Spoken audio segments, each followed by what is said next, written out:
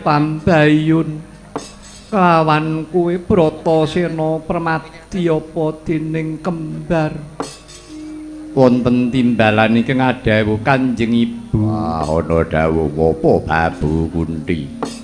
Wonten timbalan iki ngadhawuh Kanjeng Ibu. Wonten timbalan iki ngadhawuh Ibu, wonten timbalan iki ngadhawuh Kanjeng Ibu. Duh anakku nggih sing sentosa rasamu sing gedhe panarimamu. Dene nampa pacoban kang abote kaya mengkene kulup. Wah, Bu Kunti. Piye Bratasena? Bareng aku krungu kabar negara Ngastina padha seneng-seneng. Kurawa padha bungah-bungah. Jebul padha ngenengake suka parisuka. Kakang Kurupati jumeneng dadi ratu negara Ngastina tanpa entuk idi parilah karo para pepundhen. Padha wae Kakang Kurupati sakpuraware jumeneng dadi ratu ancik-ancik bangkene para Pandhawa. Yen perlu aku njaluk pangestumu Babu Kunti. Dina iki aku sing bakal lumawat marang Praja Ngastina. Ora nganti sedina tak enteki Kurawa rampung dina iki.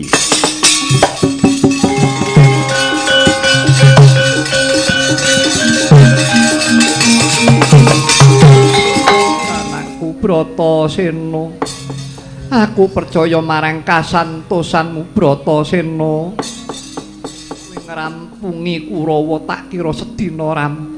Nanging eling ana ya nggih wong perang urung mesti yen to ngrampungake perkara. Mula bola-bali ibumu paring dawuh lambar ana kasantosan kawibawan lawan katresnan. Tak kira yen to pancen sira lair batin nggon nuwun marang purbaning Gusti kowe bakal entuk kamukten Dewi Bratasena. Tak kudang anak-anakku aja mung nampa klasa gumelar. Kowe nindakno jiwa kasatriyan ngepuh kringet. Banting raga. Kamukten pribadi sing saka woh. Tekadmu dhewe Bratasena lan Permadi Puntadewa. Mengkono Babu Kunti. Iya nggih. Piye Kyai Badranaya? Nggih, nggih. Momongan kula Den, para Pandhawa beja kemayangan sampeyan gadah ibu kados ingkang Ibu Dewi Kunti. Tegesipun mbok sampeyan Dewi Kunti dipun tilar Kang Rama Sinun Prabu Pandhu. Nyatanipun boten kendhat-kendhat anggenipun anen nuntun anjoking kautaman. Panjenenganipun ndara Raden Puntadewa Bratasena Permadilan kembar. Paribasan kelunta-lunta ketula-tula uripe para Pandhawa iwa denen trima. Kinantenan kesabaran dilambari rasa tresna. Niku pancen gampang diucapke ning angel ditindakake. Ning sak boten-botene nek pendhan niku pun ngerti. Panjenengan mesti kebak ing pengati-ati. Mengkono ya Kyai Semar. Nggih, Gus. Pun to. Mang pitados kali ngendikane Kang Ibu. Lan kula ingkang tansah tut wingking. Mboten ketang wong elek kaya kula niki rina wengi nyuwun kalih Gusti. Mugi-mugi panjenengan nampi kamukten sing medal saking woh lelabuhan panjenengan. Pun monggo kula dherekaken dhateng pundi kersa panjenengan. Lelana Brata, wong tapa ki ora kudu mapan papan sing gawat, mboten kudu meguru ora kudu karo menungsa. Mang meguru karo lelakon, mang meguru karo alam. Niku nggih iso dadi piwulang. Mengkono ya Kyai. Nggih. Ya Kyai, tak estake dawuhmu mula Kyai. Aja adoh-adoh kelawan momonganmu para Pandhawa. Tak jaluk Kyai Badranaya sing tansah bisa nuduhake marganing kautaman Kyai. Nggih, nggih Kanjeng Ratu.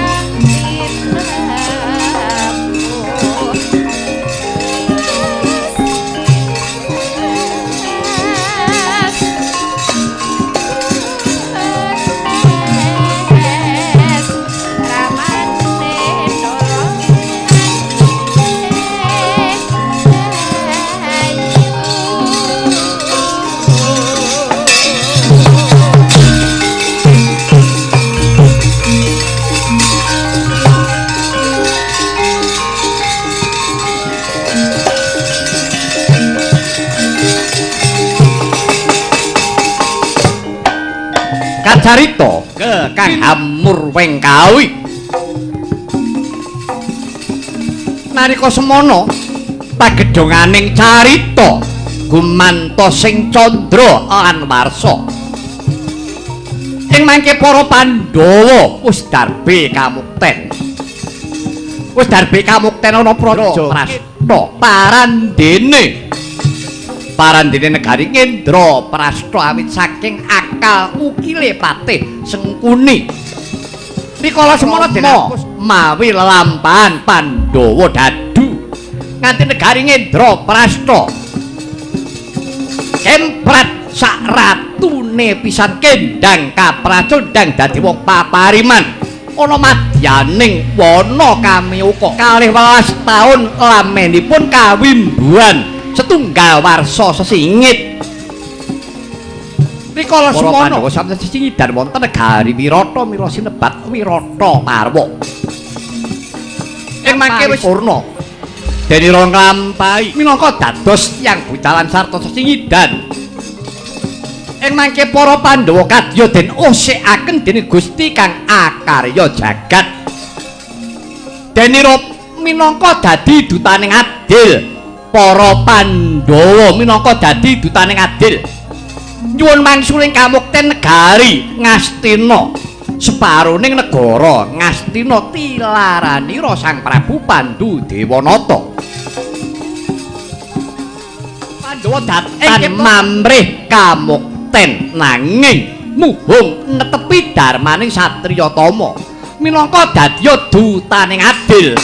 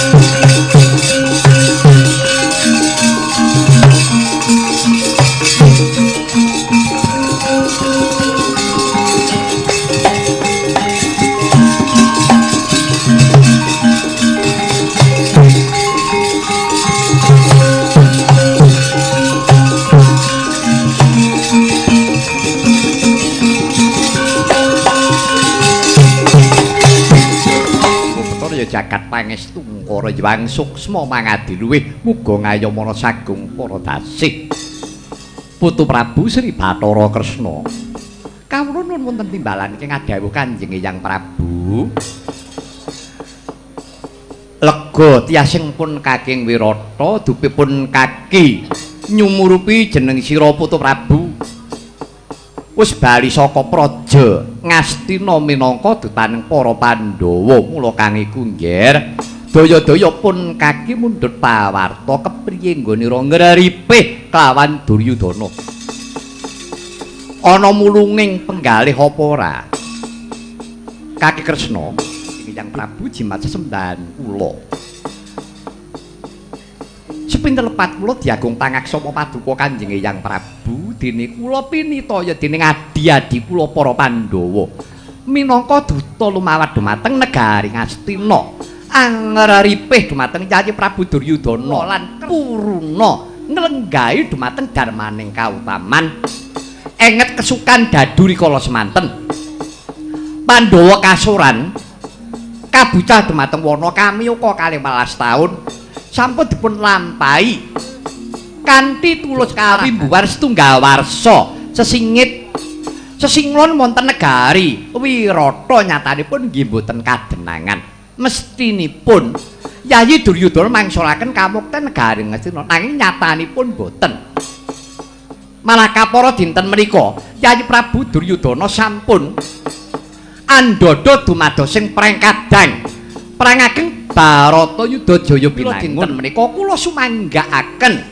dumateng kadang-kadang kula para Pandhawa ingkang badhe namung krida wonten lelampahan ingkang kados mekaten kedah kados pundi para Pandhawa dinten menika.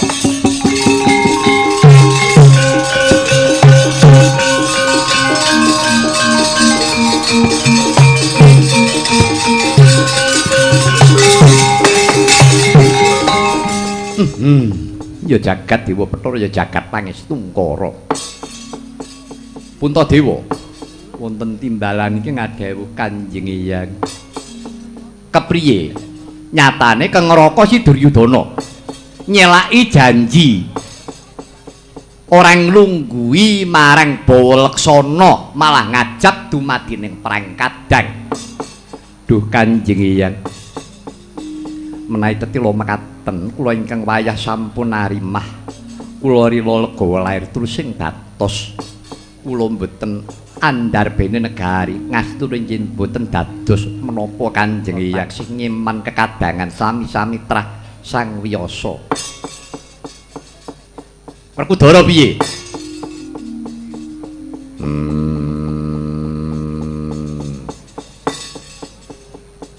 Mas Bupati kakekku.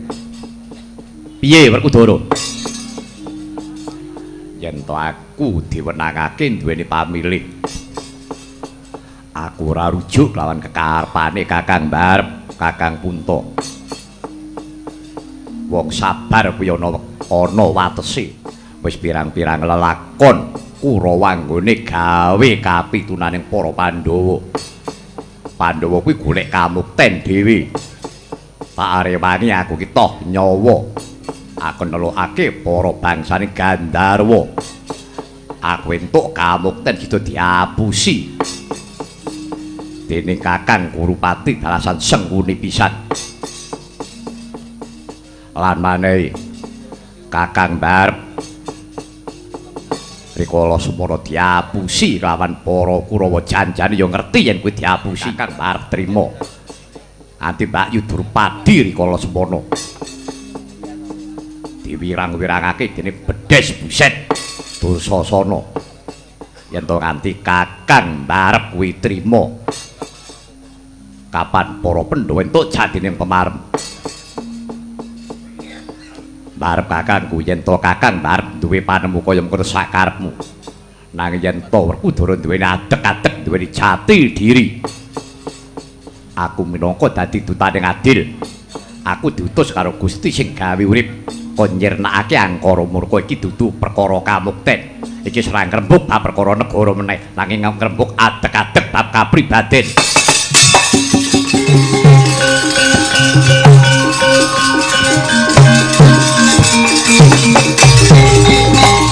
Bidadara. Yo. Yen eneng lelakon kaya mengkene iki, piye nggerekake Kresna? Panemumu kepriye? Iki Puntadewa nrima nanging Werkudara wangune sing ora trima. Akhir biyen Kanjeng Hyang menawi rinaos pancen kekalih-kalihipun menika nggih wonten resipun. Menika langkung prayogi Kyai Semar ingkang kedah paring pitedah. Coba Semar undangan mrene.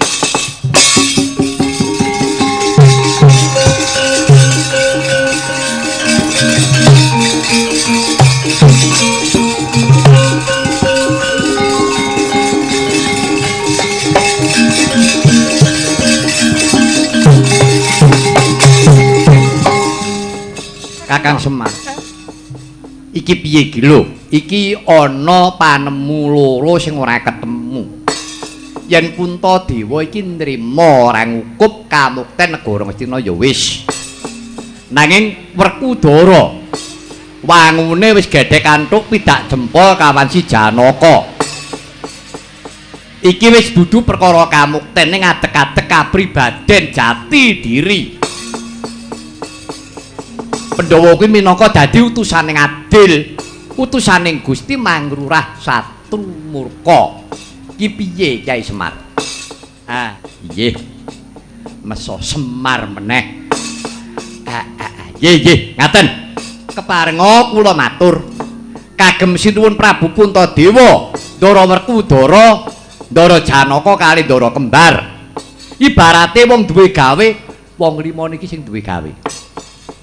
Among tamune Prabu Kresna kalih elek-eleke rekake kula sing nggo kongkonan.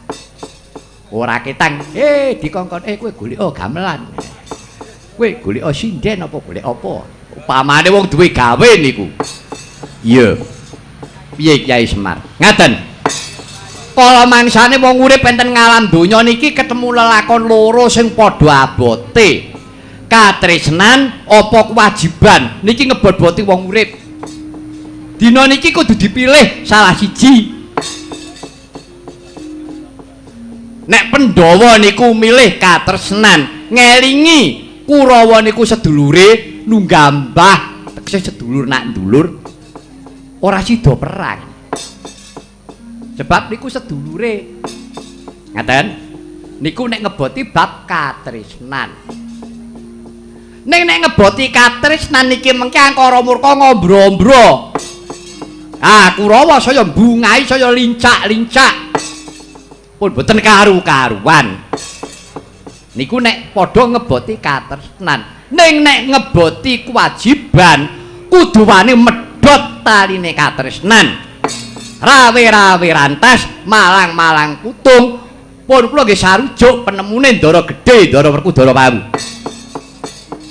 Minangka dadi dutaning Gusti, dutaning adil, Mangrurah Satrumurka ora mawas kuwi sanak kadang sedulur napa sinten mawon. Nek kira-kira maring ngreget-ngregeti jagat ora nentrem-nentremi wong omah-omah. Singkirke. Jalaran pun ngakoni dadi dutaning adil. Pun mang pilih. Katresnan apa kewajiban? Niku penemune Semar.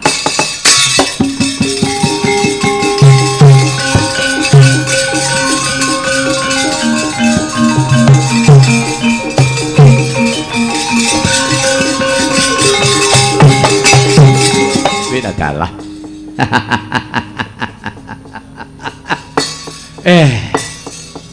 cekak aos ora sah dawa-dawa pengendikane Kyai Semar. Wis saiki Pandhawa milih sing ndi? Katresnan apa kewajiban sing arep diantepi? Mongso Budhuwa, yen kowe ngantepi katresnan nggih Puntadewa, kowe aja ngresula iki mengko yen angkara murka iki saya ngombro-ombro, saya ndodro, saya akeh. Jalaran satriyane ora gelem perang. Isih mesake karo sedulur, mongko ya sedulurmu kuwi sing gawe regeting jagat. Ning nek kowe ngeboti bab perkara dharma lan kewajiban, ayo wis ora susah mawas sanak kadang pawong mitra apa kae pakmu gedhe apa eyangmu apa gurumu. Rawi-rawi rantas, malang-malang putung tindakno nggih sira minangka dadi dutaning adil.